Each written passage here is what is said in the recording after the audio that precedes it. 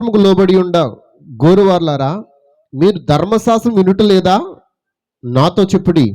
దాసి వలన ఒకడును స్వతంత్రాల వలన ఒకడును ఇద్దరు కుమారులు అబ్రహం కలిగిరని రాయబడి ఉన్నది కదా. అయినను దాసి వలన పుట్టినవాడు శరీర ప్రకారం పుట్టెను, స్వతంత్రాల వలన పుట్టినవాడు వాగ్దానం బట్టి పుట్టెను. ఈ సంగతులు అలంకార రూపముగా చెప్పబడి ఉన్నవి. ఈ స్త్రీలు 2 నిబంధనలై ఉన్నారు.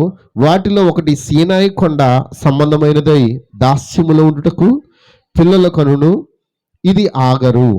ఈ ఆగరు అనున్నది అరేబియా దేశంలో ఉన్న సీనాయి కొండయే. ప్రస్తుతమందున యెరూషలేము దాని పిల్లలతో కూడా దాస్యమందున్నది గనుక ఆ నిబంధన దానికి దీటై ఉన్నది.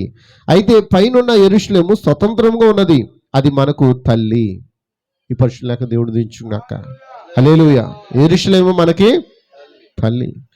మరి ఎవరు ఆ యెరూషలేము బిడ్డలు ఆ యెరూషలేముకి చేరతారో, ఎవరు దాసి పిల్లలు ఉన్నారో ఈరోజు మన వాక్యం ద్వారా నేర్చుకుందాం. దేవునికి స్తోత్రం. కృపగల తండ్రి, మహిమల రాజానికి స్తోత్రాలు.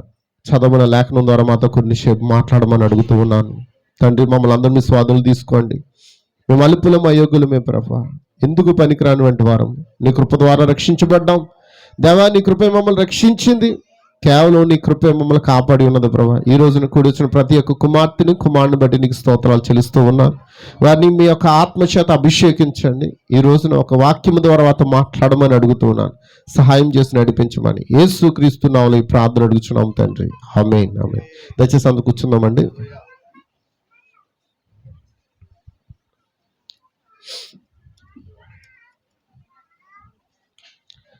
దేవునికి మహిమ కలుగును గాక. హల్లెలూయా.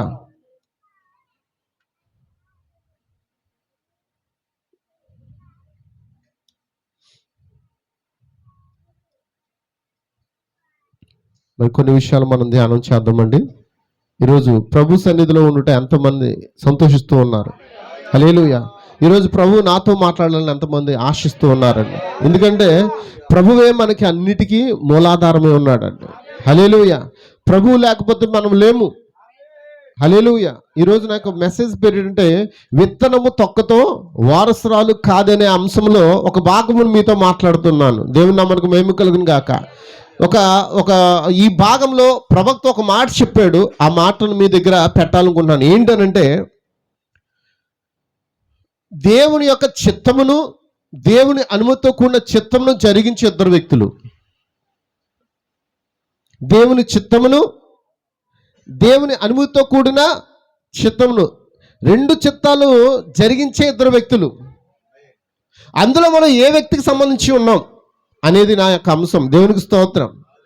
ఇక్కడ ఆగరేమో అనుమతితో కూడిన చిత్తంతో వచ్చింది, శారా దేవుని చిత్తంతో వచ్చింది. ఆగరు అనుమతితో కూడిన చిత్తముతో ఒక బిడ్డను కన్నది, శారా దేవుని చిత్తముతో వాగ్దాన పుత్రుని కన్నది. మరి ఎవరు యెరూషలేముకు బిడ్డలుగా ఉండబోతున్నారు? యెరూషలేము అనగా అది మనకు తల్లి అని రాయబడి ఉంది. ఆ తల్లి ప్రాంతంలోకి ఎవరు వెళ్ళబోతూ ఉన్నారు? యెరూషలేము అనగా సియోను కుమార్తె. ఎవరు ఆమె? అంటే ఆయన రక్తము చేత కడగబడిన ఒక స్త్రీ ఆమె వధువై ఉన్నది. దేవునికి స్తోత్రం. దేవుని నామమునకు మహిమ కలుగును గాక. హల్లెలూయా, హల్లెలూయా. విత్తనము తొక్కతో వారసురాలు కాదనే వర్తమానంలో మీతో కొన్ని విషయాలు మాట్లాడాలని ఆశపడుతూ ఉన్నాను. దేవుని నామమునకు మహిమ కలుగును గాక. మొన్న వారం మనం నేర్చుకున్నాం, గుర్తుందా? ఎంతమంది గుర్తుందండి? హల్లెలూయా. దేవుడు ఎప్పుడు కూడా 3లోనే పని చేస్తాడు, 2లో పని చేయడు. అబ్రాహాముకి దేవుడు 3వ కుమారుడుగా ఉంటున్నాడు. మొదటి కుమారుడు ఎవరు చెప్పాలండి? 2వ కుమారుడు ఇస్సాకు, 3వ కుమారుడు నిజమేనా? వాక్యలేఖనాల్లో చూసామా? దేవుని నామమునకు మహిమ కలుగును గాక. ఈ రోజు నా యొక్క అంశంలో మరొక కోరాన్ని మీ దగ్గర పెడుతూ ఉన్నాను. దేవుడు ఎప్పుడు కూడా ఆయన ఒంటరిగా ఉండడానికి ఇష్టపడ్డండి. ఆయనకి ఎవరు కావాలంటే కుటుంబం కావాలి. ఆ కుటుంబం ఎవరై ఉండాలి? అది నేనే ఉండాలి. హల్లెలూయా. యెహోవా అను పేరుగా అనగా అర్థము ఆయన కుటుంబం కలిగిన వాడు. కుటుంబం అంటే ఏంటి? కుటుంబం అనగా సహవాసము.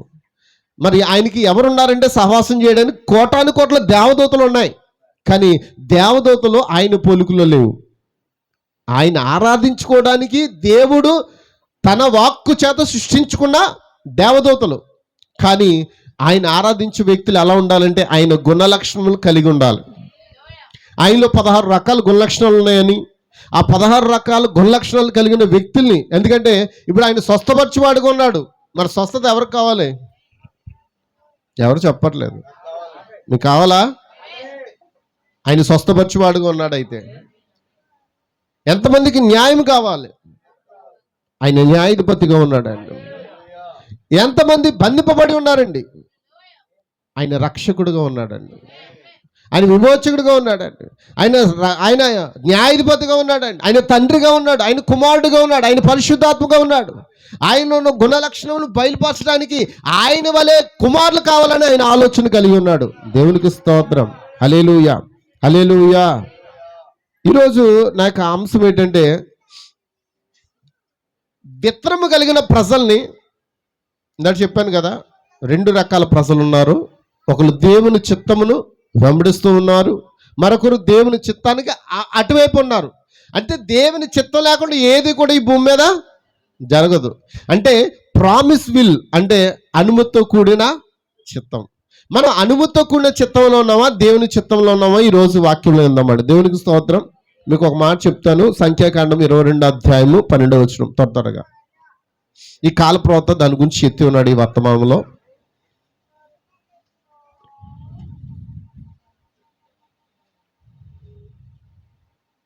22వ అధ్యాయము 12వ వచనం. అందుకు దేవుడు, నీవు వారితో వెళ్ళకూడదు, ఆ ప్రజలను శపింపకూడదు, వారు ఆశీర్వదింపబడిన వారు అని బిలాముతో చెప్పాను. ఇక్కడ బిలాము అని ఒక వ్యక్తిని చూస్తున్నాం. ఈ బిలాము ఎవరనంటే మోయాబీలకు ప్రవక్తగా ఉన్నాడు. ఇతను కూడా ప్రవక్తే. అమ్మ వింటున్నారా? ఇతనితో దేవుడు మాట్లాడా? అమ్మ చెప్పట్లేదు. ఎవరు మాట్లాడారు? అందరు ఎక్కడ ఉన్నారా? బిలాముతో దేవుడు మాట్లాడాడు. అయితే బిలాము అతడు నిజమైన ప్రవక్త అనంటే కాదండి. అతడు మోయాబీలకి ఇవ్వబడిన ప్రవక్త. అతడు కూడా ప్రవచించాడు. అతడు కూడా యేసుక్రీస్తు గురించి ప్రవచనాలు చెప్పాడు. హల్లెలూయా, హల్లెలూయా. దేవుని మహిమ కలుగును గాక. అయితే అక్కడ దేవుడు అంటున్నాడు, అందుకు దేవుడు, నీ వారితో వెళ్ళకూడదు. దేవుడు అతనికి ఏం చేస్తాడంటే కొన్ని విషయాలు చెప్తున్నాడు. నువ్వు నీ దగ్గరకు వచ్చిన వ్యక్తులతో వెళ్ళకూడదు. ఆ వ్యక్తులతో వెళ్ళి నా పిల్లలు నువ్వు శపింపకూడదు. ఆస్వాదించబడిన వారిని మనం ఏం చేయకూడదు. అమ్మా అదేనో ఉంది అక్కడ. వారు ఏమై ఉన్నారంట? తిరుగుబాటు చేసినా, చెప్పండి, తిరుగుబాటు చేసినా. అందరూ ఎక్కడ ఉన్నారా? ఇశ్రాయేలు ప్రజలు ఆయన మీద తిరుగుబాటు చేశారా? అయినా సరే ఆయన ఏమన్నాడు? అందరు ఇక్కడ ఉన్నారా? ఇశ్రాయేలు ప్రజలు దేవుని మీద తిరుగుబాటు చేశారా? అయినా ప్రజల కోసం దేవుడు ఏమన్నాడు? వాళ్ళు ఆశీర్వదించబడిన వారు, వారి జోలికి నువ్వు వెళ్ళొద్దు. ఆమేన్. ఈ లోకంలో ఎంతో విధంగా మనం దేవునికి వ్యతిరేకంగా జీవించిన వారమే. మన జోలికి ఎవరన్నా వస్తే దేవుడు ఒప్పుకోడు. ఎందుకంటే ఆయన విత్తనం ఇక్కడి నుంచి రావాలి. హల్లెలూయా, హల్లెలూయా. గమనించండి, అక్కడ జరుగుతున్న సంఘటన ఏంటంటే, ఇశ్రాయేలు ప్రజలు ఒక ప్రాంతం గుండా వెళుతూ ఉన్నారు. అక్కడ ఒక రాజు ఉన్నాడు, అతని పేరు బాలాకు. ఆ రాజుకి విపరీతమైన కోపం వచ్చింది. వారు మా దేశం గుండా వెళ్ళి మా దేశమును పాడు చేస్తారు కనుక వారిని ఈ దేశం గుండా వెళ్ళనీయకూడదు, వాళ్ళని ఆపేద్దాం, వారిని శపించినట్లుగా మన ప్రవర్తన తీసుకొద్దాం అని వాడు ఆలోచన చేసి ఏం చేశాడు? బంగారం పెట్టి, డబ్బులు పెట్టి, ఆస్తులు పెట్టి, హల్లెలూయా, కొంతమంది వ్యక్తుల్ని బిలాము దగ్గరికి పంపించాడు. దేవుని నామానికి మహిమ కలుగును గాక. అక్కడ జరిగిన సంఘటన ఏంటో తెలుసా? బిలాము ఏమన్నాడు? యెహోవా నా నోట ఏ మాట ఉంచితే నేను అదే చెప్తా అన్నాడు. ఇప్పుడు చెప్పండి, ఒక మాట మిమ్మల్ని అడుగుదాం అనుకుంటున్నాను. హల్లెలూయా. మరి కొంతమంది సేవకులు ఉన్నారు, దేవుడు వారితో మాట్లాడతారంటారా? దీని లెక్కన ఏంటి? మాట్లాడాలి ఆయన మాట్లాడే దేవుడు. హల్లెలూయా. ఇక్కడ జరిగిన సంఘటన మీకు వివరిస్తాను ఒక్కసారి. 22 అధ్యాయము 4వ వచనంలో, మోయాబీలు మిద్యాను పెద్దలతో ఎద్దుబీటి పచ్చికను నాకు ఇవేనట్లు ఈ జనసమూహం మన చుట్టూ ఉన్నది, యావత్తును ఇప్పుడు నాకు ఇవేయమన్రి. ఆ కాలమందు సిప్పోరు కుమారుడైన బాలాకు మోయాబీలకు రాజుగా ఉన్నాడు. హల్లెలూయా. కాబట్టి అతడు బేయర్ కుమారుడైన బిలామును పిలుచుటకు అతని జనుల దేశమందుల నది వద్దనున్న పెతురుకు దూతల చేత ఈ వర్తమానం పంపెను. ఎందుకు పంపుతున్నాడు? వీళ్ళు మన దేశం గుండా వెళ్తారు, ఇక్కడున్న వెన్నుల్ని ఇక్కడున్న పంటనంతా నాకేస్తారు, మనకేమీ ఉండదు, మిగల్చరు. కాబట్టి వాళ్ళని శపించడానికి ప్రవక్తను తీసుకురండి అని రాజే ప్రవక్త యొద్దకి దూతలు పంపాడండి. దూతల అనగా వర్తమానికుడు. దూత అంటే ఏంటండి? వర్తమానికులు. హల్లెలూయా. అందరూ ఇక్కడ ఉన్నారా? మీకు అర్థమవుతుందా వాక్యం? ఇజ్రాయేల్ ప్రజలను శపించడానికి దూతలు పంపుతూ ఉన్నాడు. ఇక్కడ ఒక మాట మిమ్మల్ని అడగాలనుకుంటున్నాను. ఒక ప్రవక్త ద్వారా వారు శాపం తెచ్చుకుంటారన్న సంగతి రాజుకి ఎలా తెలుసు? ఎందుకంటే ఆ దేశంలో అతడు ఏం పలికితే జరుగుతుందన్న సంగతి అతడు బాగుగా ఎరిగి ఉన్నాడు. గుర్తుపెట్టుకోండి, దేవుడు వారి మోయాబీలకి ఇచ్చిన ప్రవక్త ఎవరంటే బిలాము ఏం పలికితే వారికి అది జరుగుతుంది. వారి నమ్మకం, వారి విశ్వాసం. హల్లెలూయా. ఆ రాజుకున్న నమ్మకాన్ని బట్టి రాజు ఏం చేస్తున్నాడు? బిలాము దగ్గరికి మనుషులు పంపించాడు. అప్పుడు బిలాము ఏమన్నాడు? చిత్తగించుము, ఒక జనం ఐగుప్తు నుండి వస్తుంది. ఎవరు ఐగుప్తు నుండి వచ్చేవారు? ఎవరండి? ఇజ్రాయేల్ ప్రజలు ఐగుప్తు నుండి వచ్చారా? మనం కూడా ఎక్కడి నుంచి వచ్చాం?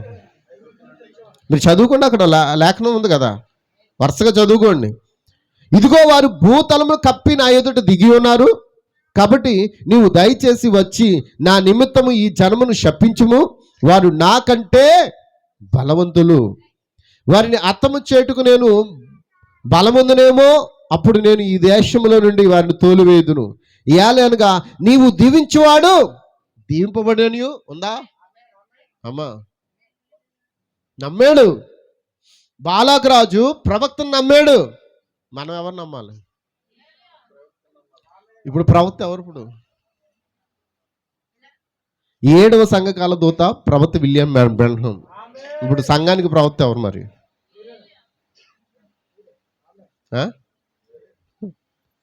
ఏదో మాట చెప్పండి. బైబిల్ ఏం చెప్తుంది? హల్లెలూయా. సంఘానికి ప్రవక్త ఎవరు? సంఘ కాలానికి ప్రవక్త విలియం బ్రాన్హామ్ అయితే సంఘానికి ప్రవక్త ఎవరు? అక్కడ అతను నమ్మాడు. ఏమన్నాడంటే, నీవు దీవింపబడిన వారు దీవింపబడతాడు, నువ్వు శపించేవాడు శంపింపబడతాడు అని నేను ఎరుగుదును. కాబట్టి మోయాబు పెద్దలను మిద్యాను పెద్దలను సోదు సొమ్మును చేత పట్టుకుని బిలాము నద్దకు వచ్చి బాలాకు మాటలను అతనితో చెప్పగా అతడు వారితో, ఈ రాత్రి ఇక్కడనే ఉండండి. ఏమన్నాడు? ఈ రాత్రి ఇక్కడే ఉండండి. కారణం ఏంటి? కూడా ఏమొచ్చేయండి? ఏమిటి కూడా ఏమొచ్చింది? ఎవరు మాట్లాడలేదు. కూడా డబ్బు వచ్చింది, బంగారం వచ్చింది, సొమ్ము వచ్చింది. అందుకే ఆ యొక్క బిలాము ఏమన్నాడు? ఆగండి, ఈ రాత్రి ఇక్కడ ఆగండి, నేను యెహోవా యొద్ద ఏం చేస్తాను? విచారణ చేస్తాను. ఏమండి, ఎంతమందికి అర్థమవుతుంది? అక్కడ ఒక మాట ఉంది, ఈ రాత్రి ఇక్కడే ఉండండి, యెహోవా నాకు సెలవిచ్చిన మాటలు నేను తిరిగి వచ్చి మీతో చెప్పుదునన్ను. దేవునికి స్తోత్రం. అప్పుడు మోయాబు అధికారులు బిలాము నద్ద బస చేసిరి. దేవుడు బిలాము నద్దకు వచ్చి, నీ యొద్దనున్న ఈ మనుషులు ఎవరైనా అడగా బిలాము దేవునితో ఇట్లను, సిప్పోరు కుమారుడైన బాలాకును మోయాబు రాజు చిత్తగించుము, ఒక జనం ఐగుప్తు నుండి బయలుదేరి వచ్చును, వారు భూతలమును కప్పుచున్నారు, నీవు ఇప్పుడే వచ్చి నా నిమిత్తం వారిని శపింపు, నేను వారితో యుద్ధము చేసి వారిని తోలివేదునేమో అని వీరి చేత నాకు వర్తమానం పంపెను. అందుకు దేవుడు అన్నారు, నువ్వు వారితో వెళ్ళకూడదు. అమ్మా, చెప్పాడా? దేవుని ప్రజల వైపు ఎవరైనా ఏదైనా చెయ్యాలని ప్రయత్నం చేస్తే గుర్తుపెట్టుకోండి, నీ పేరు గొర్రెపిల్ల జీవ గ్రంథంలో రాయబడి ఉంటే నీ నిమిత్తం ఆ వ్యక్తిని దేవుడు గద్దిస్తాడు. ఎంతమందికి అర్థమవుతుంది? గద్దిస్తాడు, బుద్ధి చెబుతాడు. నువ్వెవరు? నువ్వు విత్తనాలు, నువ్వు దేవుని యొక్క వాక్యంలో వాక్యమై ఉన్నావు, దేవుని భాగంలో భాగమై ఉన్నావు, ఆయన ప్రాణంలో ప్రాణమై ఉన్నావు. నిన్నెవరైనా శపిస్తే దేవుడు ఒప్పుకుంటాడా? ఆ శాపం వారికి తిరిగి వెళ్ళిపోద్ది. హల్లెలూయా. ఈ వాక్యం ఎవరికో ఇది కావాలండి. ఇక్కడ ఎవరికో ఈ వాక్యం కావాలి. అందుకే దేవుడు ఈ వర్తమానం దేవుడు మాట్లాడుతూ ఉన్నాడు. విత్తనము ఎప్పుడు తొక్కతో వారసురాలు కాదు. ఒకవేళ దేవుడు మాట్లాడినా అది వారసత్వం పొందుకోదు. ఎంతమందికి అర్థమవుతుంది? దేవుడు మాట్లాడినా ప్రతి వ్యక్తి వారసుడు కాలేడండి. హల్లెలూయా. ఎవరు వారసులంటే వాక్య ప్రకారంగా జీవించువారు. హల్లెలూయా. ఆ గొర్రె పిల్ల జీవ గ్రంథమందు రాయబడిన వారు. ఆమేన్ లార్డ్. హల్లెలూయా. అందుకు దేవుడు అంటున్నాడు, నీ వారితో వెళ్ళకూడదు, ఆ ప్రజలు శపించకూడదు, వారు ఆస్వాదింపబడిన వారు అని బిలాముతో చెప్పాను. ఆమేన్. గమనించండి, అక్కడ ఇశ్రాయేలు ప్రజలు దేవునికి ఎంతగా తిరుగుబాటు చేశారండి వాళ్ళు. దేవుడు ఏమన్నాడు? మన వారం చెప్పాను కదా, మాట శ్రద్ధగా వింటే దీవిస్తాను, మాట వినకపోతే చెప్పండి గట్టిగా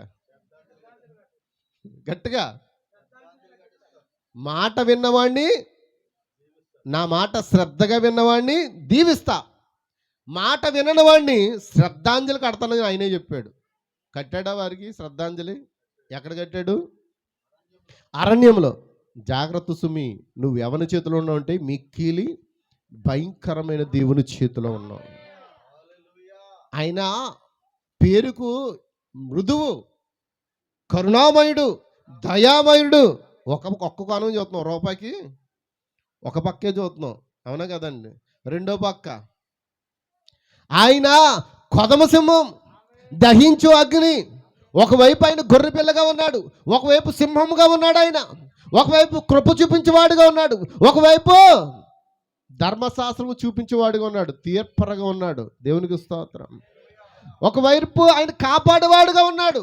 నువ్వు మాట వినకపోతే అదే టైంలో శత్రు చేతికి అప్పగించేవాడు కూడా ఆయనే. దేవుని చిత్తం పట్టుకుని వెళ్తే నేను ఆ రాజ్యాన్ని తీసుకెళ్ళిపోవడానికి ఇష్టపడుతూ ఉన్నాడు. దేవుని చిత్తాన్ని పక్కన పెడితే నరకానికి తోసేసేవాడు కూడా ఆయనే. ఆయనకి అసాధ్యమైంది ఏమైనా ఉందా? హల్లెలూయా. 20 లక్షల మంది ఐగుప్తులో బయలుదేరి వచ్చినప్పుడు మోషే మీద తిరుగుబాటు చేస్తుంటే అప్పుడు దేవుడు ఏమన్నాడు? మోషే, నీ మీద కాదయ్యా, నా మీద వారు తిరుగుబాటు చేస్తున్నారు, నువ్వు అడ్డు తప్పుకో అంటే అప్పుడు మోషే ఏమన్నాడు? ప్రభువా, వారిని ఏదైనా చేసే ముందు నన్ను చంపే, నేను వారి కొరకు ఖాళీలో నిలబడతాను అని మోషే ఏం చేశాడు? ఖాళీలో నిలబడి ముందు నన్ను చంపామన్నాడు. ఎంతమందికి అర్థమవుతుంది? ఈరోజు సేవకుడు ఏమవుతాడో తెలుసా? ఒక్కొక్కసారి మీ తరపున ఖాళీలో నిలబడడానికి ఇష్టపడతాడు. అతడు నిజమైన సేవకుడై ఉన్నాడు. హల్లెలూయా. మీ పొరపాట్ల కొరకు, మీ తప్పిదముల కొరకు దేవుని సన్నిధిలో ఒప్పుకొని ప్రార్థించి కన్నీరు కాచేవాడే నిజమైన సేవకుడై ఉన్నాడు. హల్లెలూయా. అటు తర్వాత ఏం జరిగింది? కోరాహు, అబ్రాము, దాతాను వీళ్ళందరూ మోషే మీద తిరుగుబాటు చేసి మాకు తెలియదేంటి వాక్యం, మాతోనూ దేవుడు మాట్లాడతాడు అన్నారా లేదా? మాతోనూ దేవుడు మాట్లాడతాడు అని అనగానే మోషే ఏం చేశాడు తెలుసా? మీతో కూడా దేవుడు మాట్లాడితే అని ఆయన వారి ఎదుటే సాష్టాంగపడి నమస్కారం చేసి, సరే రేపు ప్రత్యక్ష గుడారం దగ్గర కలుసుకుందాం, అందరూ అక్కడ రండి, అక్కడే మనకు దేవుడు తీర్పరి అన్నాడా లేదా? అన్నాడా లేదా? అప్పుడు ఏమన్నారు? కోరాహు, అబ్రాము, దాతాలు వారి కుటుంబ సభ్యులతో అందరూ కలిపి ఆ 20 లక్షల ప్రజలందరూ పడుకోవడానికి రాలేదు, వాక్యం వినడానికి వచ్చారు. ప్రత్యక్ష గుడారం దగ్గరికి వచ్చారు. ఆ ప్రత్యక్ష గుడారం దగ్గర పడుకోవట్లేదు, వాళ్ళు దేవుని తీర్పు కొరకు ఎదురు చూస్తూ ఉన్నారు. దేవునికి స్తోత్రం. హల్లెలూయా. ఏం జరిగింది అక్కడ? ఏం జరిగిందండి? ఏం జరిగింది? కృప చూపించి దేవుడే తీర్పరగా మారాడు. అక్కడ మోషేతో ఒక మాట అన్నాడు. మోషే, ఈ దుష్టుల గుడారం నుంచి మీరు తప్పుకోండి. ఏమన్నాడు? అన్నాడా లేదా? ఈ దుష్టుల గుడారం నుంచి మీరు తప్పుకోండి అన్నాడు. అన్నాడా? తప్పుకోమంటే అక్కడ కొంతమంది ఏం చేశారు? మోషే వైపుకు వచ్చారు అంటే దాని అర్థము దేవుని వైపుకు వచ్చారు. చప్పట్లు కొడతారు గట్టిగా. దేవుని వైపుకు వచ్చారు కొంతమంది. కొంతమంది ఏ వైపు ఉన్నారు? కోరాహు అబ్రాము దాతాలతో కూడా దేవుడు మాట్లాడతారు. మాకు తెలియదు ఏంటి, వాళ్ళు మంచి భక్తిపరులు, మాకు తెలియదు, బలసూరులు, యుద్ధంలో గెలిచినవారు, మాకు తెలుసులే, నువ్వు మాకేం చెప్పక్కర్లేదులే అన్నట్టుగా మోషేకి వ్యతిరేకంగా తిరిగి కోరాహు అబ్రాము దాతాల వైపు ఉన్నారంట. ఒక్కసారిగా ఏం జరిగింది? ఏం చేసింది? భూమి నెరవేర్చింది. తర్వాత వాళ్ళు చచ్చిపోయారా? వాళ్ళు చచ్చిపోలేదండి. బైబిల్ చెప్తుంది వాళ్ళు ప్రాణములతోనే నరకానికి పోయారంట. ఎవడన్నా చచ్చిపోయి వెళ్తాడు నరకానికి. వీళ్ళు మాత్రం ఏంటంట? సజీవులుగా ప్రాణాలతోనే ఆ భూమి నెరవేర్చి వారిని ఏం చేస్తుందంట?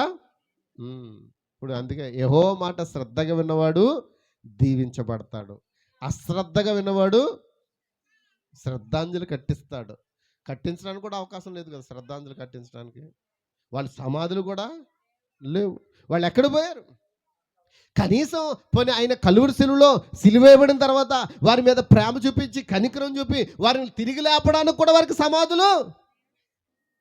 ఏమేలా హల్లెలూయా. ఎంత తిరుగుబాటు చేసినా ఆయన ఏమన్నాడు తెలుసా? ఓ బిలాము, వీరు ఆశీర్వదించబడిన వారు. మీరెవరు? మీరెవరండి? మీరు దేవుని చేత ఆశీర్వదించబడిన వారు, దేవుని వాక్యం చేత ఆశీర్వదించబడిన వారు. మిమ్మల్ని ఎవరైనా ఏదైనా అంటే దేవుడు ఒప్పుకుంటాడా? బిలాం అంట ప్రార్థన చేశాడంట, నువ్వు వెళ్ళొద్దని దేవుడు చెప్పాడంట. వెళ్ళొద్దంటే మళ్ళీ వీళ్ళు తిరిగి రాజు దగ్గరికి వెళ్ళిపోయారంట. అమ్మా అయితే రాజు ఏం చేశాడంట? ఇంకా నేను చదివిస్తే లేట్ అవుతుంది కాబట్టి ముందుకు వెళ్ళిపోతున్నానండి. హల్లెలూయా. ఇంకొంచెం డబ్బులు, ఇంకొంచెం బంగారం, ఇంకొంచెం వస్త్రాలు ఇవన్నీ ఇచ్చి ఇంకొంచెం పేరు ప్రఖ్యాతులు పెద్దవారిని పంపాడంట. ముందు చిన్నవాళ్ళు పంపుతారు కదా, వీళ్ళ మాట వినకపోతే కొంచెం పెద్దవాళ్ళు పంపుతారంట. పంపిన తర్వాత అక్కడ ఏమన్నాడంటే, ఈ రాత్రి దేవుడు బిలాముని వద్దకు వచ్చి నిన్ను సరే మీకు అర్థమవడం చెప్తున్నాను. 15వ వచనం చదువుతాను. అయినను బాలాకు వారి కంటే బహుఘనత వహించిన మరి ఎక్కువ మంది అధికారులు మరలా పంపెను. వారు బిలాము యొద్దకు వచ్చి అతనితో, నీవు దయచేసిన యొద్దకు వచ్చుడికి ఏమీ అడ్డం చెప్పకము, నేను నీకు బహుఘనత కలుగు చేస్తుదును, నీవు నాతో ఏమి చెప్పుదువో అదే చేస్తుదును గనుక నీవు దయచేసి వచ్చి నా నిమిత్తం ఈ జనమును ఏం చేయాలి? శపించు. ఆ బాలాకు ఉద్దేశం ఏంటి? శాపం. ఈ ప్రజలు శపించు. సిప్పోరు కుమారుడైన బాలాకు చెప్పునండ్రి. అందుకు బిలాము, బాలాకు తన ఇంటెడు బంగారము నాకు ఇచ్చినను కొద్ది పైనను గొప్ప పైనను చేయనట్లు నేను నా దేవుడైన యెహోవా నోటి మాట మేరలేను. కాబట్టి మీరు దయచేసి ఈ రాత్రి ఇక్కడ ఉండండి. మళ్ళీ ఉన్నాడు, వద్దని చెప్పాడు కదా, ముందు పంపించేశాడు కదా, మళ్ళీ కొంచెం ఎక్స్ట్రా తెచ్చి పెద్ద అధికారులను పంపించాడు. మళ్ళీ ఉన్నాడు, ఈ రాత్రి దయచేసి ఇక్కడే ఉండండి. ఏంటంటే వీటిని విడిచిపెట్టుకోలేకపోతున్నాడు, బంగారమును ఆ డబ్బుని విడిచిపెట్టలేకపోతున్నాడు. ఇక్కడ ఉండండి, నా దేవుడికి నేను ప్రార్థన చేస్తాను హల్లెలూయా అని చెప్పినప్పుడు ఆ రాత్రి దేవుడు మళ్ళీ బిలాము నద్దకు వచ్చాడంట. ఏమండి, మళ్ళా రెండోసారి ఏం చేశాడు? బిలాము నద్దకు వచ్చి, ఆ మనుషులు నిన్ను పిలవ వచ్చిన ఎడల నువ్వు లేచి వారితో వెళ్ళు. ఫస్ట్ ఏమో వెళ్ళొద్దన్నాడు, ఇప్పుడు ఏమన్నాడు? ఏమండో ముందు వెళ్ళొద్దన్నాడు. దేవుడు మనసు మార్చుకున్నాడు. అయితే దేవుడు మనసు మార్చుకున్నాడా?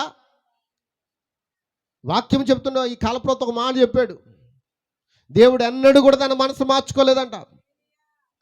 ఆయన వాక్యంలో నిలబడే దేవుడు, ఒక మాట ఇచ్చి తప్పే దేవుడు. ఆకాశం భూమి గతించును, నా మాటలు ఎన్నడు మనసు మార్చుకున్న దేవుడా?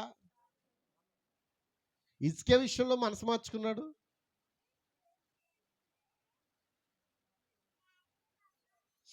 ఇక్కడ సంఘటన వేరు, ఆ సంఘటన వేరు.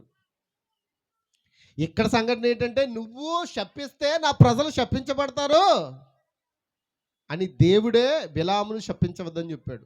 అంటే బిలాముకి దేవుడు ఏమి ఇచ్చాడు? ఒక శక్తిని ఇచ్చాడా లేదా? ఇచ్చాడా అమ్మా? అయితే బిలాము ఒక గొప్ప ప్రవక్త, బిలాము మంచిది చెప్పండి. మరి ఈ రోజున ఏమవుతుంది? చాలా చోట్ల ఏమవుతున్నాయి? చాలా చోట్ల ఎలా ఉంటున్నాయి? వాళ్ళు ప్రవచిస్తే జరిగిపోతున్నాయి, వాళ్ళు ప్రకటిస్తే జరిగిపోతున్నాయి, వారు సాక్ష్యాలు చెప్తే జరిగిపోతున్నాయి. దేవునికి స్తోత్రం. అయితే వాళ్ళు దేవుని చేత ఎన్నిక చేయబడిన వారనా? కాదండి. ఎంతమందికి అర్థమవుతుంది? ఇక్కడ ఎందుకు బిలాముతో దేవుడు మాట్లాడుతున్నాడంటే తన ప్రజల విషయమే. హల్లెలూయా. తన ప్రజల విషయమే ఆయన బాధ్యత వహించు దేవుడు. తన ప్రజల విషయమే ఆయన ఏం చేస్తున్నాడు? బిలామును గద్దిస్తూ ఉన్నాడు. అయితే రెండోసారి కూడా అడిగితే ఏమన్నాడు? అయితే నువ్వు వారితో వెళ్ళు, అయితే నేను చెప్పిన మాట చొప్పుననే నీవు చేయవలని అతనికి సెలవిచ్చును. ఉదయమున బిలాము లేచి తన గాడిద గంతగట్టి మోయాబాదికులతో కూడా వెళ్ళును. అతను వెళ్ళుచుండగా దేవుని కోపం రగులుకొను. వింటున్నారా? వెళ్ళొద్దన్నవాడు దేవుడే. రెండోసారి కూడా ప్రార్థిస్తే ఏం చేశాడు? అందరు ఇక్కడే ఉన్నారా? అందరు ఇక్కడే ఉన్నారా? వెళ్ళొద్దన్నవాడు దేవుడే. రెండోసారి కూడా వెళ్ళాలి, నేను వెళ్తానంటే ఏమన్నాడు దేవుడు? సరే వెళ్ళు అన్నాడు. ఇప్పుడు దేవుని కోపం ఎవరి మీద రగులుకుంది? చెప్పాలి, ఎవరి మీద రగులుకుంది? అందరు ఇక్కడ ఉన్నారా? ఓ, మీ మనసులు ఇక్కడ ఉన్నాయా? చిన్నది మీకు ఇన్స్పైర్ అవ్వడానికి మాట చెప్తున్నాను. యవనస్తులు, ముఖ్యంగా యవనస్తులు. ఒక రోజున ఏం జరిగిందంటే, ఒక అబ్బాయి, ఇది ఒక పాస్టర్ గారు చెప్పారు, గుర్తుపెట్టుకోండి. ఒక అబ్బాయి, అది మన వారం నేను అక్కడ చెప్పినట్టున్నాను, మరి గుర్తులేదు. ఒక అబ్బాయి చదువుకుంటున్నాడు, 10th క్లాస్ అయిపోయింది, తర్వాత ఇంటర్లో జాయిన్ అయ్యాడు, తర్వాత బీటెక్కి వెళ్ళాడు. బీటెక్లోకి వెళ్ళగానే క్లాస్ రూమ్లోకి అడుగుపెట్టాడు, కూర్చున్నాడు. అప్పుడే ఒక అందమైన అమ్మాయి వచ్చింది. కాకపోతే మనోడు బీటెక్ స్టూడెంట్ కాబట్టి చాలా ప్రార్థనాపరుడు, వింటున్నారా, భక్తిపరుడు. బీటెక్ దాకా వెళ్ళాడు. ఆ అందమైన అమ్మాయిని చూసి ఇందాక చెప్పాను కదా, భక్తిపరుడు ఎక్కడ పడిపోతాడు? ఆ అందమైన అమ్మాయిని చూసి అనుకున్నాడంట, చేసుకుంటే ఈ అమ్మాయిని చేసుకోవాలి, లేకపోతే చచ్చిపోవాలి. సరే, ఈ అమ్మాయి కొరకు నేను ప్రార్థన చేస్తాను అని ఆ అమ్మాయిని చూడగానే పడిపోయాడు. పడిపోవడం అంటే కింద పడిపోవడం కాదు, ప్రేమలో పడిపోయాడు. ఆ అమ్మాయికి ఇంతకీ ఏం చెప్పట్లేదు, కొంచెం భక్తిపరుడు కాబట్టి నేను నిన్ను ప్రేమిస్తున్నాను మాత్రం చెప్పట్లేదు. ముందు ఎవరికి చెప్పాలనుకున్నాడు? అమ్మా, భక్తిపరుడు కాబట్టి ఏం చేస్తాడు? అదే మనమైతే ఏం చేద్దాం? చూడగానే I love you, I hate you అంటది, అంతే, ఇంకేముంది, అయిపోయింది అక్కడ. ఐ లవ్ యూ అని చెప్పేస్తాం, తర్వాత ఐ హేట్ యూ అని వచ్చేస్తుంది. అతడు భక్తిపరుడు కాబట్టి ఏం చేస్తాడంటే వెళ్ళి కాలేజ్ అయిపోగానే రూమ్లోకి వెళ్ళి, ప్రభా నాకు ఆ అమ్మాయే కావాలి ప్రభా, నాకు అమ్మాయే కావాలి ప్రభా, ఆ అమ్మాయిని నేను పెళ్లి చేసుకుంటాను ప్రభా అని ప్రార్థన చేస్తున్నాడు. అలా సంవత్సరం గడిచిపోయింది, 2 సంవత్సరాలు గడిచిపోయింది. 3వ సంవత్సరంలోకి హైయెస్ట్ ఐడికి వేరే కంట్రీకి వెళ్ళిపోయాడు మాట. అమ్మ, వింటున్నారా? వేరే కంట్రీకి వెళ్ళిపోయి అక్కడ మంచి చదువుకుని మంచి ఉద్యోగం ఉంది. పెళ్లి మాత్రం చేసుకోలేదు, ప్రార్థనాపరుడు కదా, దేవునితో సహవాసం చేస్తున్నాడు. దేవుడు ఎందుకో అలా దూరం పెట్టాడు. తర్వాత ఒక రోజు ఏం జరిగిందంటే, ఒక 3-4 సంవత్సరాలు పోయాక గెట్ టుగెదర్ పెట్టారంట. ఏంటది? గెట్ టుగెదర్ అని అంటారు దాన్ని. అందరూ పాత స్నేహితులందరూ కలుసుకునే కార్యక్రమం పెట్టినప్పుడు, అయ్యో బాబాయ్, ఇప్పుడు నాకు ఒక ఛాన్స్ వచ్చింది, ఇన్ని సంవత్సరాలు నేను వెయిట్ చేశాను, ఇప్పుడు నేను ఒక ఉద్యోగం వచ్చింది, నాకు బాగా డబ్బు ఉంది కాబట్టి నేను అమ్మాయిని మళ్ళీ ప్రపోజ్ చేస్తాను అని ఈ గెట్ దగ్గరికి ఫ్లైట్ ఎక్కి వచ్చేసాడు. అమ్మ, వింటున్నారా? ముందు దేవుని చిత్తానికి ప్రార్థన చేశాడు కదా. ఏం జరిగిందో దేవుని చిత్తం తెలియలేదు. ఎందుకంటే కొన్నిసార్లు నీకు సమాధానం దొరకదు, నువ్వు ప్రార్థించిన సమాధానము దొరకదు. దేవుని చిత్తము నీకు తెలియజేయడానికి సమాధానము దొరకనప్పుడు నువ్వు భయపడాల్సిన పని లేదు. దేవుడి చిత్తం కాదేమో అనుకుని నువ్వేం చేయాలి? విత్తనం అయితే అలా చేస్తుంది, విత్తనం కాకపోతే అదే కావాలంటది. పాపం అదే కావాలని ప్రార్థన చేశాడు. ఎలాగైతే దేవుడు నాకు ప్రార్థన చేసి అడిగాడు కాబట్టి ఏదో రకంగా అమ్మాయిని దూరం చేసి మొత్తానికి మనోడిని ఫ్లైట్ ఎక్కించి చదివించి మంచి ప్రయోజనం చేశాడు. తిరిగి మళ్ళీ గెట్ దగ్గర పార్టీకి వచ్చాడు. వచ్చిన తర్వాత అమ్మాయి కోసం బుక్కే అన్నీ కొనుక్కుని రెడీ అయిపోయి అంత స్మార్ట్గా తయారైపోయి ఇంకా వెయిట్ చేస్తూ ఉన్నాడు. అందరూ వచ్చేసరి కానీ అమ్మాయి రాలేదు. కానీ లాస్ట్లో చూస్తూ ఉన్నాడు, ఆ తలుపులో వంక చూస్తున్నాడు. ఈ లోపల అమ్మాయి రాని వచ్చింది లోపలికి. నడుచుకుంటూ లోపలికి వస్తే ఇప్పుడు ఇతను చూశాడు, అయ్య బాబోయ్, అప్పటికంటే ఇప్పుడు ఇంకా అందంగా ఉంది అనుకున్నాడు. ఏంటి, ప్రేమించిన వాడికి ముసలిదైపోయినా పళ్ళుడిపోయినా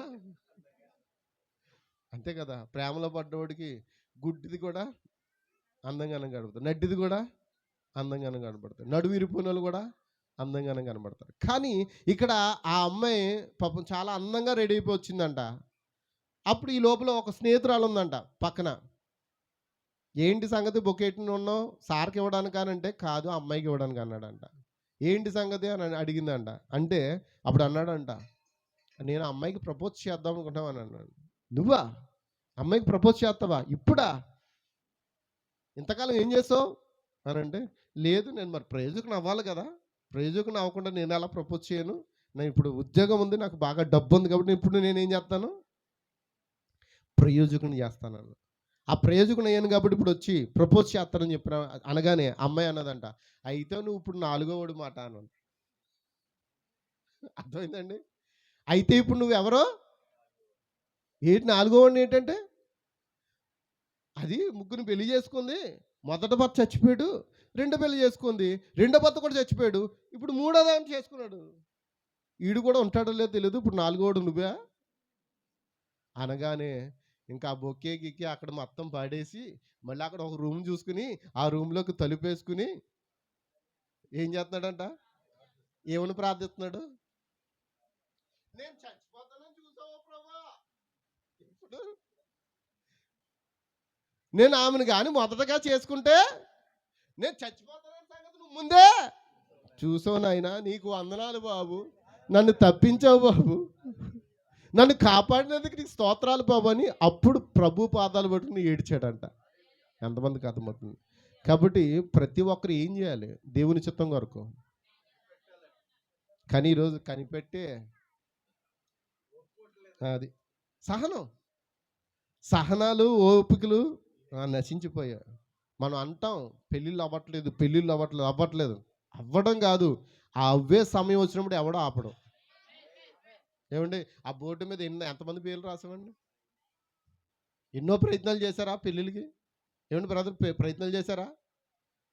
ఒకటే అన్నాను, మీ అబ్బాయి అసలు ఆ సిస్టర్ గారికి అయితే మా అమ్మాయి పెళ్లి చేయకుండా మా అబ్బాయి పెళ్లి చేయనండి అని కూర్చుందామే, ఆమెను ఒప్పించడానికి ఎంత సమయం పట్టింది తెలుసా? నేను ఒకటే అన్నాను, అమ్మా అబ్బాయికి పెళ్ళి అవ్వగానే దేవుడు మరలా అమ్మాయి పెళ్ళి చేస్తాడు, ఎవరికి ముందైతే వాళ్ళకి చేసాడు, ఎందుకంటే వయసు అయిపోతుంది కదా అని వాళ్ళకి ధైర్యం చెప్పి వచ్చినప్పుడు అబ్బాయికి పెళ్ళైన నెల రోజులని మళ్ళీ ఏమైంది, ఇప్పుడు మళ్ళీ అంటున్నా. కారణం ఏంటంటే ఆలస్యం అయిపోతుంది అనుకుంటాం, కానీ ఆలస్యం విషయంలో దేవుడు ఎంతో నీకు మేలు చేస్తాడు. ఎందుకు ఆలస్యం అయిపోయిందని బాధపడద్దు, కానీ ఒక రోజున అది నీ మేలు కొరకే, ఒకవేళ అది చెడ్డదైనా అది ఒక రోజున నీ మేలు కొరకే దేవుడు దాన్ని చేస్తాడని గుర్తించు. ఏమేలా ఒక్కసారి చెప్పలు కొడతారా, ఆయన నామానికి మహిమ కలిగిస్తారా, ఆయన నామాన్ని మహిమపరుస్తారా? హల్లెలూయా. ప్రార్థన అన్నాడు వ్యర్థం కాదండి. బిలాము శపించడానికి పోతే వెళ్ళొద్దన్నాడు, అక్కడ దేవుడు ఏం చేశాడు, వాళ్ళు నా ప్రజలు, వాళ్ళు ఆశీర్వదింపబడిన వారు, వారిని ఏమనంటే కుదరదు అన్నాడు. అప్పుడు ఏం చేశాడు, వెళ్ళిపోతున్నాడు, దేవుని కోపం అతని మీద రగులుకుంది. అప్పుడు యెహోవా దూత అతనికి విరోధి త్రోవలో నిలిచింది. ఎప్పుడు దేవుడు మనకు విరోధి అయిపోతాడంటే దేవుని అనుమతితో కూడిన చిత్తమును మనం జరిగించినప్పుడు దేవుడు మనకు విరోధి అయిపోతాడండి. కానీ దేవుని చిత్తాన్ని చేసినప్పుడు దేవుడు ఎప్పుడు కూడా మనకు సహకారిగానే ఉంటాడండి. ఇప్పుడు చెప్పండి, దేవుని చిత్త ప్రకారంగా చేస్తే దేవుడు మనకు సహకారి, దేవుడు అనుమతితో కూడిన చిత్తంతో చేస్తే దేవుడు మనకు విరోధి అయిపోతాడు. హల్లెలూయా, హల్లెలూయా. దేవుడు అన్నాడంటే ఈ వర్తమానంలో చెప్తున్నాడు, ఆయనకి వెళ్ళవద్దని దేవుని జవాబు స్పష్టంగా వచ్చింది. కానీ ఆయన అనుమతించబడిన చిత్తంను ప్రామిస్ విల్ కలిగి ఉన్నాడు. నీవు కోరినట్లయితే నీవు దానిలో పని చేయవచ్చు, మరియు దేవుడు దాన్ని అనుమతించవచ్చు. అయినను అది దేవుని పరిపూర్ణ చిత్తముకే పోరాడవలను. ఆమేన్ లార్డ్. విత్తనం అయితే పరిపూర్ణ చిత్తానికి ఏం చేస్తుంది, పోరాడుతుంది. అనుమతించబడిన చిత్తానికి కాదండి. ఈ రోజున భూమి మీద ఉన్న దేవుని రాజ్యము, ఎవరు దేవుని రాజ్యం, ఎవరండి దేవుని రాజ్యము, ఎవరండి దేవుని రాజ్యము, ఎవరండి దేవుని రాజ్యము, అది మనమే. దేవుని రాజ్యము ఎన్నడూ కూడా ఆయన అనుమతించబడిన చిత్తంపై ఉండదు. అనుమతించబడిన చిత్తమా? చిత్తము కావాలా? దేవుని చిత్తం కావాలా? అనుమతించబడిన చిత్తం కావాలా? కొంతమంది వెళ్ళిపోవాలి కొయిట వెళ్ళిపోవాలి, అక్కడికి వెళ్ళిపోవాలి, ఎక్కడికి వెళ్ళిపోవాలి అనుకుంటారు. కానీ దేవుని చిత్తాన్ని మాత్రం అడగరు. కొంతమంది ఈ ఉద్యోగానికి వెళ్ళిపోవాలి, ఆ ఉద్యోగానికి వెళ్ళిపోవాలి అనుకుంటారు. కానీ దేవుని అనుమతితో కూడిన చిత్తాన్ని మాత్రం, దేవుని చిత్తాన్ని మాత్రం అడగరు. అనుమతి తీసుకుని వెళ్ళిపోతారు. అక్కడికి వెళ్ళిన తర్వాత ఏమవుతారు? ఫెయిల్ అవుతారు. అప్పుడు మళ్ళీ పాస్టర్ గారికి ఫోన్. అప్పుడు మళ్ళీ సంఘం అంతా, మా పేతురు చెరసాల్లో బంధింపబడ్డాడు, నువ్వు విడిపించు ప్రభువా, విడిపించు ప్రభువా అని సంఘం ప్రార్థించినట్లుగా సంఘం ఏం చేస్తుంది? మా సహోదరి కష్టాల్లో ఉన్నది, మా సహోదరుడు సమస్యలో ఉన్నాడు, ప్రభువా విడిపించు ప్రభువా, వారు దీవింపబడిన వారు కదా నాయన, నీ రక్తం కదా ఉన్నవారు కదా అని మనం ఏం చేస్తాం? అప్పుడు ప్రార్థన చేయడం మొదలు పెడతామండి. దేవునికి స్తోత్రం. ఆమేన్ లార్డ్, ఆమేన్ లార్డ్, ఆమేన్. ఇంకా మీ చేతులు సరిపోవట్లేదు, మీ నోరులు సరిపోవట్లేదు. ఎంతమంది పొద్దున్న టిఫిన్ చేశారు? చేయలేదా? దేవుని స్తోత్రం. నేను కూడా చేయలేదులేండి. మంచిది, ఉపవాసంతో రండి. ఉపవాసంలో ఆనందం ఉంది, సంతోషం ఉంది. కాబట్టి నాకు ఓపిక ఉండట్లేదు. హల్లెలూయా. ఇక్కడ నిలబడినంతసేపు దేవుడు తన ఆత్మచేత నిలబెడుతున్నాడు. ఇక్కడ నుంచి ఒక అడుగు కింద అయ్యగానే గాలి తీసిన బుడగలు అయిపోద్ది. అలా అయిపోతుంది పరిస్థితి. దేవునికి స్తోత్రం. హల్లెలూయా. దేవుడు ఎప్పుడు కూడా పరిపూర్ణ చిత్తముకే మనం రావాలి. కానీ దేవుని అనుమతితో కూడిన చిత్తాన్ని మనము చేయకూడదు. అమ్మా, బిలాంతో మాట్లాడడానికి దేవుడు గాడిద నోరు తెరిచాడా? ఒకసారి ఈ గాడిద నోరు కూడా తెరుస్తాడు. ఏ గాడిద? ఈ గాడిద. ఇది దేవుని మోసే గాడిద. ఈ గాడిద నోరు తెరిచినప్పుడు మనం ఏం చేయాలి? వినాలి. వినాలా లేదా? లేకపోతే బిలాంలాగా 3 దెబ్బలేస్తారా? బిలాం గాడిదని ఏం చేశాడు? 3 సార్లు కొట్టాడా? దేవుని స్తోత్రం. సరే, ఇప్పుడు ఆ సబ్జెక్ట్ మనం అయితే నేర్చుకోవట్లేదు, కానీ ముందుకు వెళ్దాం. దేవుడు అబ్రాహాముతో శారా ద్వారా కుమారుడు పుడతాడని దేవుడు చెప్పాడా లేదా? విత్తనం అదే కదండి. దేవుడు అబ్రాహాము ద్వారా శారాకి కుమారుడు పుడతాడని, దాని ద్వారా లోకమును దీవించునని చెప్పిన తర్వాత కూడా ఇక్కడ శారా దాన్ని ఏం చేసింది? అనుమానించింది. ఎందుకు వచ్చింది అనుమానం? ఎందుకు వచ్చిందండి? వృద్ధాప్యం, గర్భము ఆగిపోయింది, ఋతుస్రావం ఆగిపోయింది, ఆమెకు పిల్లలు పుట్టే అవకాశం లేదని డాక్టర్లు చెప్పారు. స్కానింగ్లు, ఎక్స్రేలు, టెస్టులు అన్నీ చేసినా కూడా అందులో ఎలాంటి తేడా లేదు. నీకు పిల్లల పుట్టరు 100%, ఇది నిజం అని వారు సర్టిఫికెట్ ఇచ్చారు. ఇంక ఈవిడ అనుకున్నది, ఇది దేవుని చిత్తం కాదేలే, నా దాసినిచ్చి పెళ్లి చేద్దామని. దేవునికి స్తోత్రం. హల్లెలూయా. అబ్రాహాము ద్వారా ఆ అనుమానం ఎన్నడూ రాలేదు. అబ్రాహాముకి వచ్చింది అనుమానం. ఎవరికి వచ్చింది అనుమానం? ఆదాముకి వచ్చింది అనుమానం. ఎవరికి వచ్చింది అనుమానం? మాట్లాడలేదు, గట్టిగా చెప్పండి అమ్మా. ఎవరికి వస్తున్నాయి అనుమానాలు? సంఘానికి వస్తుందండి అనుమానాలు, ఎక్కువ అనుమానాలు.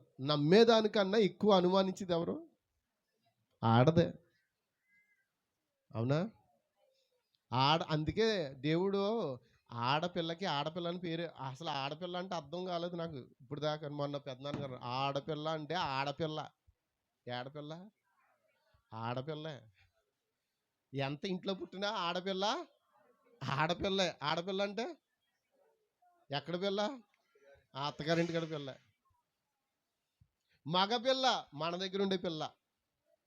అవునా? మగపిల్ల మన దగ్గర ఉండే పిల్ల. ఆడపిల్ల ఎప్పుడు ఆడపిల్లే. మా ఆడపిల్ల ఉందనుకోండి, ఈరోజు ఉంటుంది, ఇంకో 5-6 సంవత్సరాల్లో లేకపోతే ఒక 6 సంవత్సరాల్లోనే మళ్ళీ ఏం చేద్దాం? గెట్ అవుట్, నీ ఇల్లు ఇది కాదు, నువ్వు ఏడదానివి కాదు, ఆడదానివి, ఎక్కడికి వెళ్ళిపోలో అంతే. మనం అంతే కదండి. ఆడపిల్లని ఎందుకు వచ్చింది? అంతే అమ్మా, అంతేనమ్మా ఆకాంక్ష. నువ్వు అక్కడి నుంచి అక్కడ ఆడపిల్లవి, ఇక్కడ ఈడపిల్లవే. దేవునికి స్తోత్రం, దేవునికి స్తోత్రం. సరే, ఏదేమైనా మంచిది. దేవుడు మిమ్మల్ని దీవించును గాక. శారా ద్వారా అనుమానము కలిగింది, కానీ అబ్రాహాము ద్వారా అనుమానము కలగలేదు. ఆమె దాన్ని అనుమానించింది, ఆగను తీసుకోమని చెప్పింది. అబ్రాహాముకు దాన్ని చేయడం ఇష్టం లేదు, అయినా సరే దాన్ని ఏం చేశాడు? ఒప్పుకున్నాడు. లేకపోతే పోరు పడలేం కదా. నువ్వు చేసుకుంటావా లేదా? ఒప్పుకున్నాడు. ఒప్పుకుని ఏం చేశాడు? పడిపోయాడు. సర్లే, హల్లెలూయా. కాబట్టి కొంచెం అనుమానంగానే అతడు దాన్ని చేశాడు. ఇప్పుడు ఇస్సాకు వాగ్దానం చేయబడిన స్త్రీ ద్వారా స్వతంత్రమై ఉండటం వలన అనుమానం ద్వారా దాసి అయిన ఆగరుకు పుట్టిన ఇష్మాయిల్తో కలిసి వారసుడు కాజాలడు. ఎంతమందికి అర్థమవుతుంది? అనుమానం ద్వారా పుట్టినోడు ఎవడు? అనుమతించబడిన చిత్తం ద్వారా పుట్టినోడేమో ఇష్మాయిల్, దేవుని చిత్త ప్రకారం పుట్టినవాడేమో. మరి ఇస్సాకు ఇష్మాయిల్కి వారసులా? ఇద్దరు వారసులు అవుతారా? హల్లెలూయా. చెప్పండి. అబ్రాము మా తండ్రి అబ్రాము అనంత మాత్రాన అందరికీ, విశ్వాసులందరికీ అబ్రాము తండ్రి అనంత మాత్రాన అబ్రాము తండ్రి అయిపోతాడా? మరి ఎవరికి తండ్రి? ఆయన చిత్తము చేయువారికి ఆయన తండ్రిగా ఉన్నాడు. అందుకే దాన్నే పౌలు ఇక్కడ చెప్పడానికి చాలా గట్టి ప్రయత్నాలు చేశాడండి. ఎంతమంది కాదు ఆమేనంటారు? ముగిస్తూ ఉన్నాను. హల్లెలూయా. ఈ రోజున ప్రపంచమంతటిలో మొట్టమొదటి సంస్థాగతమైన సంఘం ఎప్పుడైనా ఉన్నట్లయితే అది రోమన్ క్యాథలిక్ సంఘం అని గుర్తించండి. హల్లెలూయా. ఆమె ప్రకటన 17లో ఆమె గురించి ఏం చెప్తుందంటే, ఆమె వేశ్యలకు తల్లి, మరియు అది పిల్లలంతా వేశ్యలై ఉన్నారు. అవునా కదా? చెప్పాలి. వ్యభిచారిణి అనగా అంటే ఏంటి దాని అర్థం? వ్యభిచారిణి అనగా దాని అర్థము తన భర్తకు నమ్మకంగా జీవించనది. మనం మన భర్తకు ఎలా ఉండాలి? నమ్మకంగా ఉండాలి. కానీ ఈ రోమన్ క్యాథలిక్ సంఘము, అనుమతించబడిన చిత్తం ద్వారా వచ్చిన సంఘము, హల్లెలూయా, తన భర్తకు నమ్మకంగా జీవించట్లేదు. హల్లెలూయా. వేశ్య కూడా అంతే. కానీ ఎలాగైనా అది సంఘమైంది, అది సంస్థాగతమైన పద్ధతి, మరి అది సహోదర ప్రేమను వేరు చేస్తుంది. మనం సంఘములన్నింటిని కలిపి సంస్థాగతం చేయాలని ప్రయత్నించాం, కానీ అది పనిచేయదండి. మనం ఏం చేస్తామంటే అన్నీ కలిపేద్దాం, అందరూ కలిసి ఉంటే బాగుంటుంది కదా అనుకుంటున్నాం. మానవ ఆలోచన అదే కదండి. కానీ దేవుడు ఏంటి? వేరు చేయవాడు. ఏం చేయవాడండి దేవుడు? అన్నిట్లోంటి నిన్నేం చేస్తాడు? వేరు చేయవాడు. అది అన్నడు పనిచేయదు. ప్రపంచ సంఘముల సమక్ష అవి దేవుని ప్రణాళికకు బయట ఉన్నాయి. ఇప్పుడు ఇష్మాయిల్ ఇస్సాకుతో వారసుడు కాలేడు, గుర్తుపెట్టుకోండి. ఎందుకనగా ఒకటి కొంచెముగా అనుమానించబడింది, అది బాలుడే, అది అబ్రాహాము విత్తనమే. కానీ ఇష్మాయిల్ దేవుని కొరకైన పరిపూర్ణమైన మార్గం కాదు, అది మానవుని తలంపు. క్యాథలిక్ కూడా మానవుని సిద్ధాంతమే. హల్లెలూయా. ఇక్కడ నేను ఎక్కువ సమయం గడపాలనుకున్నాను ప్రవక్త అంటున్నాడు, కానీ పరిశుద్ధాత్మ అది ఉండవలసిన రీతిలో దీన్ని మీకు తెలియపరిచిన నా నమ్మకం. ఇష్మాయిలు మరియు ఇస్సాకు కలిసి వారసులు కారు. ఎందుకనగా దేవుని యొక్క అసలైన ప్రణాళిక దేవుని అనుమతి ఇచ్చే ప్రణాళికలో బదిలీ చేయబడింది. అనుమతి ఇచ్చే విధానము దేవుడు దీవించును. హల్లెలూయా. అయినను ఈ దినమున ఆత్మీయ సంఘము సంస్థాగతమైన సంఘంతో కలిసి వారసత్వం పొందలేదు. ఆత్మీయ సంఘం సంస్థాగతమైన సంఘాలతో వారసత్వం పొందలేదు. మన వాళ్ళతో పోల్చుకుందామా? నువ్వు వేరు, వాళ్ళు వేరు. నీ స్థితి వేరు, వాళ్ళ స్థితి వేరు. హల్లెలూయా. ఇష్మాయిలు దీవించినట్లుగా దేవుడు వారిని కూడా ఏం చేశాడు? అందుకే ఏమంటుంది లవోదిక సంఘం? ఏమంటుంది? నేను ధనవంతుని, ధనవృద్ధి చేసుకున్నాను, నాకేం కొదువా అంటుంది. అది అవునా కదా? అయితే ధనం వృద్ధి చేసుకున్నంత మాత్రాన్ని దేవునికి వారసురాలా? కాదండి. దేవునికి స్తోత్రం. ఇష్మాయిలు దీవించినట్లు సంస్థాగతమైన సంఘములను దేవుడు దీవించాడు, కానీ ఆత్మీయులు ఇతరులతో వారసులు కారు. మీరందరూ ఎవరు? మీరు వారసులు. అది నిజం. ఎన్నుకోబడిన వారు అనగా క్రీస్తు యొక్క వధువు సంఘ శాఖల నుండి బయటికి రావడం జరిగింది. ఆమేన్. కాబట్టి నీవు ఆశీర్వదించబడిన దానవని గుర్తుపెట్టుకో. నీ ఎన్నికేంటో గుర్తుపెట్టుకో. నువ్వు ఎంత దేవుని మీద తిరుగుబాటు చేసినా నిన్ను దేవుడు ఏమన్నాడు? వారు ఆశీర్వదించబడిన వారు, నా ప్రజలు, వారు జోలికి వెళ్ళొద్దని రాజులను సైతం కూడా గద్దిస్తూ ఉన్నాడు. ఆమేన్. ఇప్పుడు చెప్పండి, దేవుని చిత్తం చేద్దామా, దేవుని అనుమతితో కూడిన చిత్తం చేద్దామా? చెప్పాలి.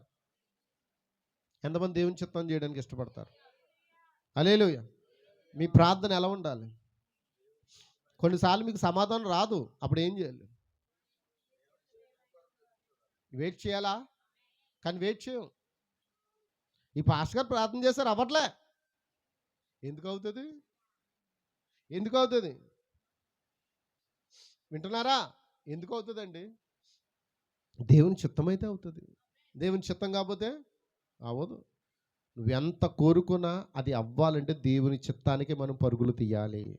నువ్వు ఎక్కడికి వెళ్ళినా, నువ్వు ఏ పనికి వెళ్ళాలన్నా, ఏం చేయాలన్నా ముందు దేవుని చిత్తాన్ని అడగండి.